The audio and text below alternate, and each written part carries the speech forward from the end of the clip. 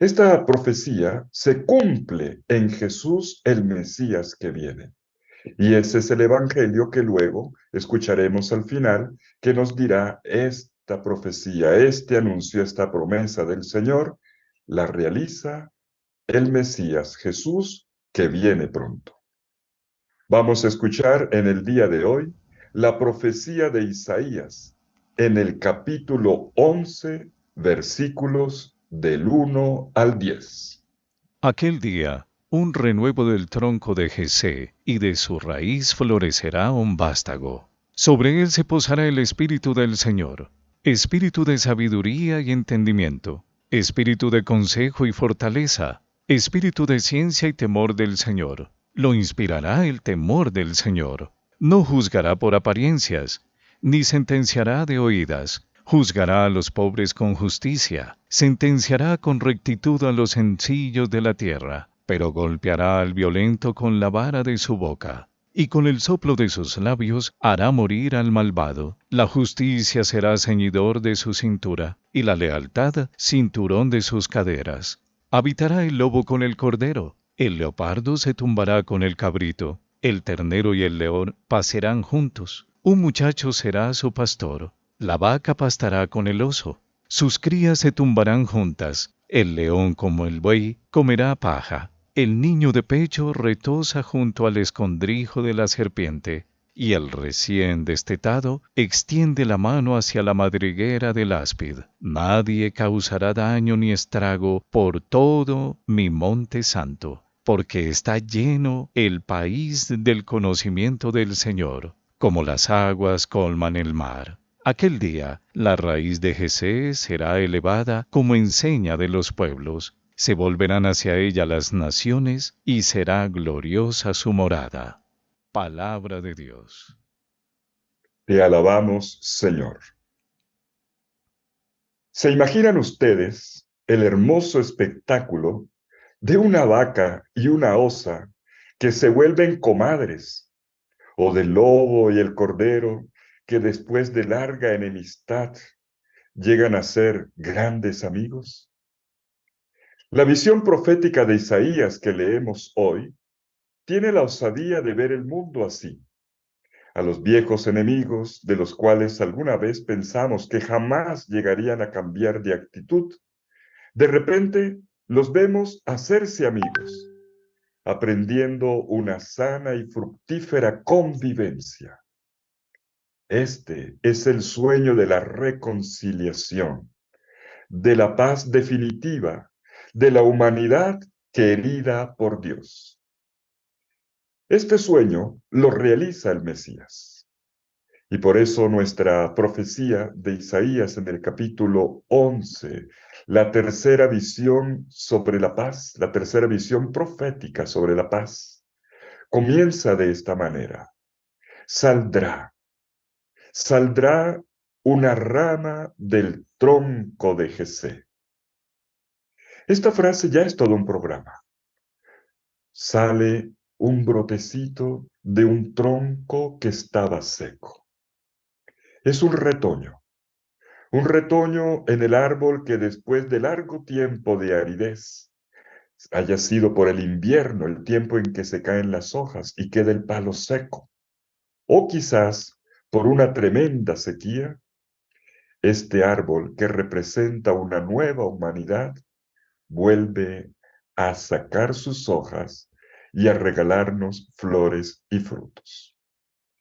En el Mesías, Dios retoma desde la raíz su proyecto sobre el mundo. Su venida nos devuelve la esperanza del fin de las guerras e inaugura un nuevo proyecto de humanidad. Esto es lo que enseguida se anuncia en la profecía. ¿Cómo podremos contemplar la venida del Señor? Pues en este día te invito a que sigamos el hilo de este capítulo 11 de la profecía de Isaías. En el versículo 9 se nos da una pista que conecta muy bien con la invitación que recibimos ayer para subir al monte del Señor. Ahí se nos dirá, nadie hará daño, nadie hará mal en todo mi monte santo. Pues sí, Desde el monte consagrado por la presencia de Dios, en comunión con Él, se ve cómo hace surgir el mundo nuevo que a veces no conseguimos vislumbrar. Subiendo junto con el profeta Isaías, elevándonos en esta altura, contemplemos ahora asombrados este espectáculo. Primero, como lo dice el versículo 1, sobre la tierra semiárida de Palestina, el paisaje vegetal, cósmico y humano se transforma primero en un tronco que retoña. En el versículo 2 vemos cómo enseguida soplan los vientos desde los 4 puntos cardinales. Y estos ya no pasan derecho sobre el árbol, sino que se posan sobre el retoño, comunicándole toda su vitalidad. En tercer lugar, en los versículos 3 al 5, notamos cómo con esta fuerza el retoño se levanta y se transforma en una persona, es el Mesías, y le hace justicia a los pobres y a los débiles de la tierra. Luego, en los versículos 6 y 9, el profeta nos invita a contemplar cómo la justicia genera la paz. No hay paz sin justicia. Pues ahora sobre esta justicia que trae el Mesías brota la paz y la reconciliación entre los irreconciliables de la tierra. Los viejos enemigos que pensábamos que jamás se iban a dar la paz, ahora se la dan. Y entonces llegamos al final, versículos 6 al 9, la justicia que genera paz se convierte en un estandarte. Un estandarte que es una señal para todos los pueblos. Se convierte en un movimiento de evangelización del mundo entero. Este retoño del tronco de Jesé, que es el Mesías, se vuelve un estandarte que responde a las búsquedas de todos los hombres y mujeres de la tierra. Y con este versículo 10 concluye nuestra profecía. Detengámonos ahora, al menos brevemente, en cada uno de estos cuadros que acabo de describir. Son 5. Primer cuadro de la visión profética en el capítulo 11, versículo 1 de Isaías. La promesa de Dios vivifica la cepa de la historia de la salvación. Los orígenes del Mesías descendiente de David son humildes, sencillos, discretos. Y hay que ver aquí la obra de Dios que se realiza en él. El viejo árbol no ha muerto. La savia, la fuerza de la vida es perenne. Aun cuando no se note, ella siempre ha estado ahí, Dios la vuelve a manifestar. Saldrá del tronco de Jesé un vástago. Saldrá de la raíz un retoño. Y este es el versículo 1. Enseguida vemos en el versículo 2 cómo soplan los vientos desde los 4 puntos cardinales. Y este viento, que es la Ruaj, el Espíritu de Dios, se posa en el retoño. Dice la profecía, reposará sobre él el Espíritu del Señor, espíritu de sabiduría e inteligencia, espíritu de consejo y fortaleza, espíritu de ciencia y temor de Yahvé. Pues sí, estos vientos que simbolizan la Ruaj Adonai, el Espíritu de Dios que unge al Mesías, ya no pasa derecho. Tampoco es una unción pasajera como ocurría antes con los profetas. Se recibía temporalmente el Espíritu de Dios. No, permanece en él, toma posesión de él. Es el mismo Espíritu Santo que hizo posible la creación y que ha suscitado tantos líderes para el pueblo de Israel.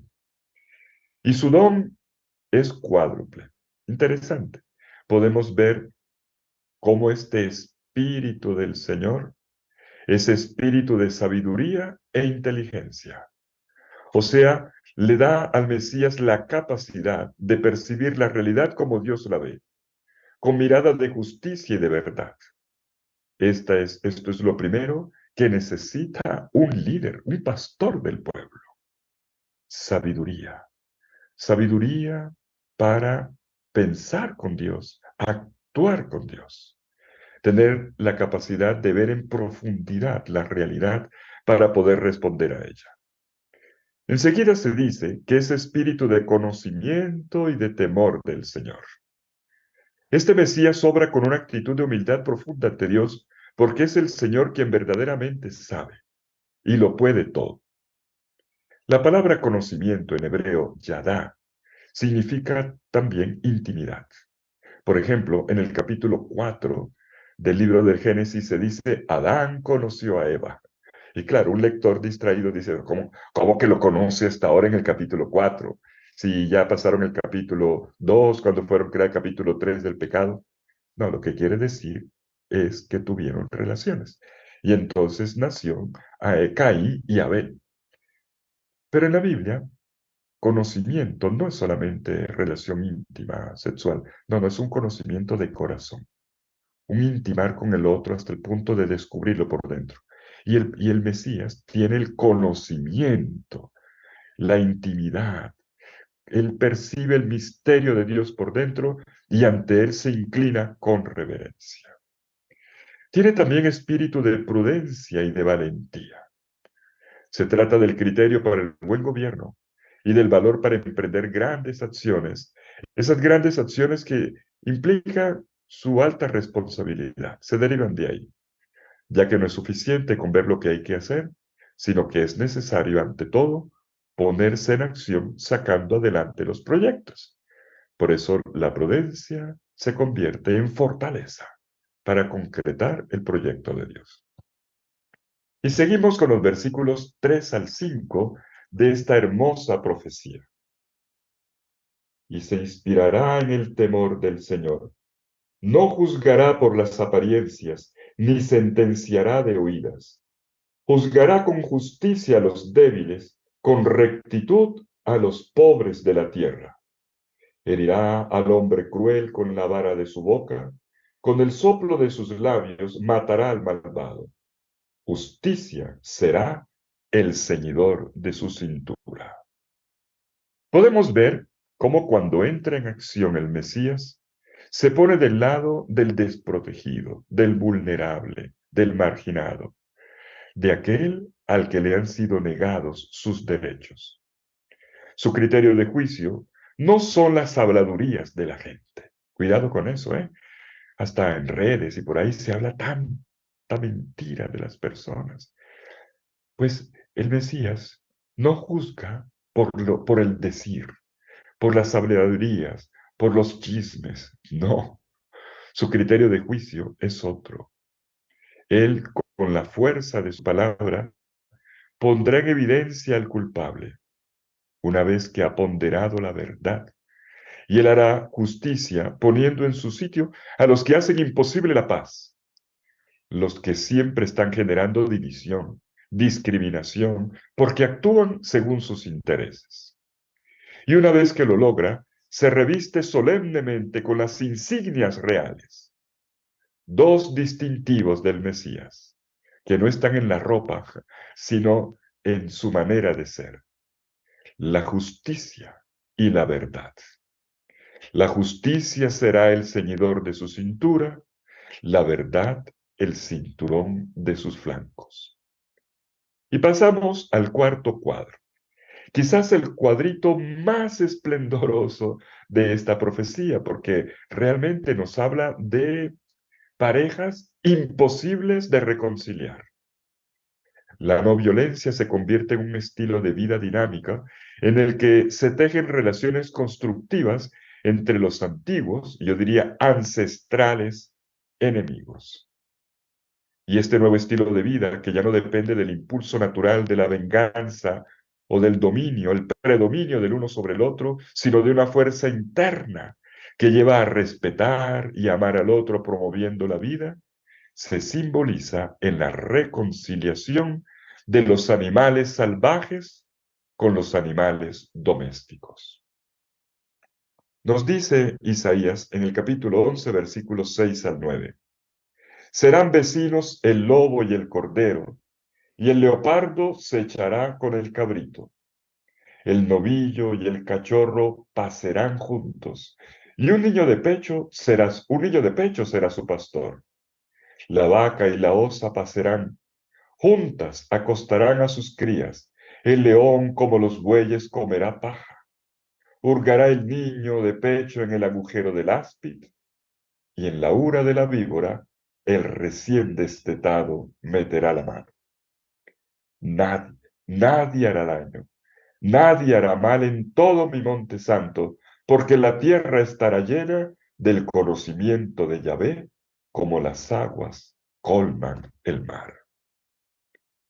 Podemos ver cómo los animales depredadores están dispuestos incluso a cambiar de dieta con tal de no hacer daño. Se dice que el león comerá paja, el león se volverá vegetariano, está vegano. Bueno, es como lo decía el libro del Génesis, en el relato de la creación. Los animales eran vegetarianos para que ningún animal matase a otro. Han leído eso, ¿verdad? Y en medio de esto aparece el ser humano. Aparece en la figura de un niño indefenso. El ser humano cuya vida siempre está amenazada por los animales salvajes. Está representado aquí en un niño débil, indefenso, ante quien las fieras e incluso la más indomesticable de todas, la serpiente, se vuelven mansas y comparten con confianza sus espacios como en un juego infantil. Y sin cambiar su ubicación en la montaña, finalmente la profecía amplía progresivamente la visión, como cuando se contempla la amplitud de un océano, para anunciar la reconciliación del mundo entre los animales salvajes, entre los que a veces, no menos salvajes que somos los seres humanos, y finalmente entre los seres humanos y Dios. Y entonces nadie hará daño, nadie hará mal, porque la tierra estará llena del conocimiento del Señor, como las aguas cubren la mar. Y termina nuestra profecía, colocando en el centro de la obra al Mesías, convertido en una insignia, en una bandera, en un estandarte, al que buscan todos los pueblos y ahora lo pueden contemplar. Dice la profecía, al final, aquel día, la raíz de Jesé se alzará como un estandarte de pueblos. Las naciones la buscarán y su morada será gloriosa. La profecía no pierde de vista la persona del Mesías, a quien ha sido anunciado como la raíz del tronco de Jesé. Él aparece visible como una bandera, en una bella transposición metafórica de los símbolos. Vemos como la raíz aparece también como la bandera militar que se eleva, expresión de su vigor y anuncio de su victoria sobre el mal. Junto al Mesías, los pueblos no combaten entre sí, sino que se unen a la única batalla que vale la pena liberar juntos, la promoción de la vida y la fraternidad. También en este final, la profecía nos permite ver cómo los paganos que buscaban a Dios en lo alto del monte, esto lo leímos ayer, ahora lo buscan de manera concreta en la raíz de Jesé, en el sucesor del rey David. La morada gloriosa del Mesías es el punto de encuentro de todas las naciones de la tierra que buscan a Dios y su justicia. Y en esta morada hay paz, hay descanso, porque solo en Él encuentran reposo. Esto es, tienen su realización y su plenitud todos los proyectos humanos. Hasta aquí nuestra profecía de Isaías, pero hoy la liturgia nos invita a contemplar la realización de esta profecía en la persona de Jesucristo. Y por eso se nos propone la lectura del Evangelio según San Lucas en el capítulo 10, versículos 21 al 24. Lucas capítulo 10, versículos 21 al 24. En aquel momento Jesús se llenó de gozo en el Espíritu Santo y dijo: Yo te alabo, Padre, Señor del cielo y de la tierra, porque has ocultado estas cosas a sabios e inteligentes y se las has revelado a la gente sencilla. Sí, Padre, pues tal ha sido tu decisión. Mi Padre me ha entregado todo y nadie conoce quién es el Hijo sino el Padre y quién es el Padre sino el Hijo y aquel a quien el Hijo se lo quiera revelar. Palabra del Señor. Gloria a ti, Señor Jesús. Terminamos entonces nuestra lectura hoy mostrando cómo en el Evangelio se anuncia la realización de la promesa mesiánica del Antiguo Testamento. Jesús es el Mesías que realiza lo anunciado por el profeta. Y lo reconocemos por un detalle, como nos lo enseña este Evangelio de Lucas. Sobre él se posa el Espíritu Santo con el don del gozo y del conocimiento de Dios. Los pequeños, en su sencillez, se abren ante la palabra que transmite este conocimiento de quién es el Padre, de quién es el Hijo, la cual les llega por boca de la predicación cristiana. En la buena noticia de Jesús se realiza lo que el profeta Isaías había anunciado 7 siglos antes, pero el profeta no lo vio. Y lo que los gobernantes de la tierra querían lograr, tampoco lo consiguieron en ese momento. Se realiza ahora con la venida del Salvador, y este Salvador y Mesías es Jesús de Nazaret. Pues mis queridos amigos, cultivemos ahora esta semilla de la palabra en lo profundo del corazón. La segunda realidad mesiánica es la persona misma del Mesías. En él todo renace desde la raíz, y todas las realidades humanas se ordenan en función del proyecto de vida en un ámbito de fraternidad propuesto por Dios. El camino de la reconciliación que le devuelve al mundo su vitalidad para crecer juntos comienza con el conocimiento del Señor que nos trae el Mesías. Yo quiero invitarte ahora a que te hagas unas preguntas. Lo más importante no es la explicación del texto, es tu lectura personal. Ahora que terminemos, ya vamos a terminar nuestro espacio, abre tu Biblia en el capítulo 11 de Isaías y en el capítulo 10 de Lucas. Y pregúntate, ¿qué me dicen los 5 pasos de la profecía de Isaías que acabamos de leer? ¿Cómo se relacionan con el despertar en lo más profundo de mí de las esperanzas a veces marchitas? Segunda pregunta, ¿qué retrato hace la profecía de la realidad que estamos viviendo a nivel nacional e internacional, donde hay tantos conflictos y guerras? Tercera pregunta, ¿qué relaciones están rotas en mi vida? Acuérdate, el lobo y el cordero, ¿eh? Tengo interés por restablecer las relaciones difíciles en este tiempo de Adviento y de Navidad. ¿Cuál es el punto de partida que me propone la profecía para lograr la reconciliación, para volver al abrazo del amor? Y por último, en este árbol del mundo, ¿qué ramas se han secado, se han marchitado y me han llevado a perder la esperanza? Y sobre esto, ¿cuál es la buena noticia que anuncia la promesa profética y de qué manera la realiza Jesús de Nazaret, el Mesías que viene? El Señor te bendiga en el nombre del Padre y del Hijo y del Espíritu Santo. Amén. Feliz día, feliz Adviento, feliz camino.